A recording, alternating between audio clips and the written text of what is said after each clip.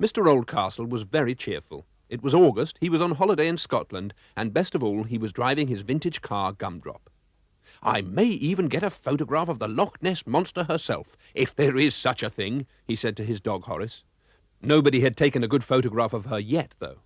On the way to Loch Ness, the road was blocked by a huge lorry. "Ah, some real Scotsmen at last," said Mr. Oldcastle, taking their photograph. "Och, I stop taking them there pictures," shouted MacBurp. "Get that crock out of here," snarled McClurk. "Get this darned dog off me," shrieked McSneak. Horace didn't like him. These men are so rude, thought Mr. Oldcastle, and they have such peculiar Scottish accents. When they arrived at Loch Ness, there were lots of photographers there already. "Hey, you're just in time," said Professor Cyrus B. Wapataker. "The monster will appear tomorrow, they've told us."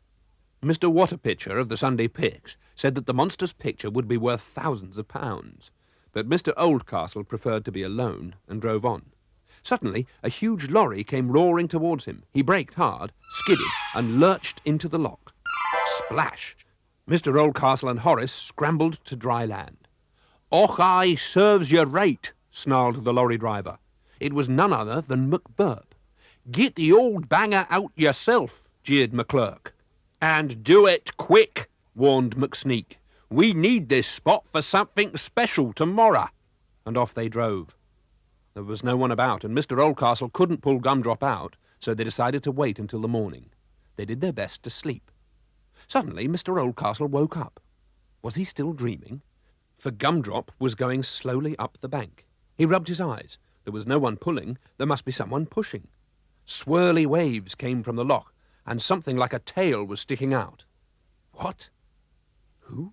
Surely not. Yes, it was the Loch Ness Monster. It was real. Mr. Oldcastle remembered his manners. "Thank you very much, ma'am," he stammered. "Oh, not at all," replied Mrs. Nessie. "We can't allow that beautiful car to get rusty." Then she told him how worried she was about the crowds. "I hate those terrible flash cameras," she said. Mr. Oldcastle decided to help. "If you would kindly get into Gumdrop, I'll take you to a nearby loch until the fuss is over." Mrs. Nessie was delighted. She squeezed in, and Mr. Oldcastle drove very slowly. Horace guarded the monster's tail. Mr. Oldcastle settled Nessie in the hideaway loch and returned to Loch Ness. He was stopped by the rude men. "The monster will be appearing this morning, Ockeye," said MacBurp with his false accent. "Spectators only £10, photographs only £100, grinned McClurk. Mr. Oldcastle didn't stop. The shore was crowded with photographers. This was the last day of the monster season, and they had all paid a lot of money. Suddenly, a huge monster plopped up like a cork, making enormous waves. The cameras clicked, and its large tail knocked people over. "This is dangerous," cried Mr. Oldcastle, and drove off. But it was too late. The monster's tail caught in Gumdrop's wheel and got twisted round and round. Then the monster exploded in 1,000 pieces.